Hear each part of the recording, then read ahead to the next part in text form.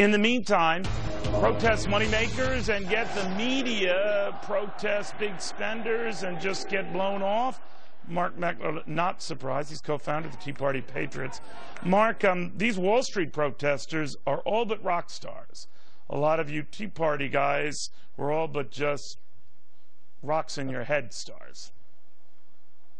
Well, I mean, that's true, Neil, and it just indicates the continuing bias of the mainstream or the left-wing media primarily. And look, when we had 850 Tea Parties around the country, they didn't cover us, and when they did begin to cover us, we were radicals, AstroTurf, terrorists, racist. You know, these folks actually break the law and they become rock stars. You know, though, it's kind of weird. I mean, if you're going to mock one, you might as well mock the other. If you're going to praise one, you might as well at least see the virtues in the other. But this has become, these Wall Street protests, part of a larger movement. Even though what started out as localized Tea Party events, they too became part of a larger movement. Your larger movement was deemed kind of nutty. These movements are deemed as a societal flashpoint. What do you make of that? Well, I think there's two things. One, I want to make the distinction. The very first Tea Parties held on February 27, 2009, there were 49 of them around the country, so it was a much larger starting point. And within 6 weeks, there were 850 of them around the country. So it didn't start so localized. It started as a national movement.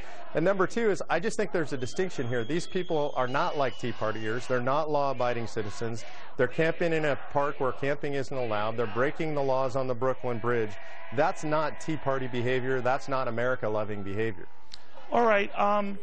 Nevertheless, I see where this is going. If these protests on Wall Street carried elsewhere get bigger, larger, they are more meaningful.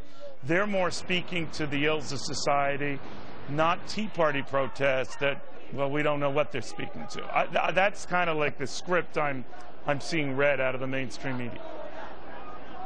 I agree with you. That'll be the continuing meme.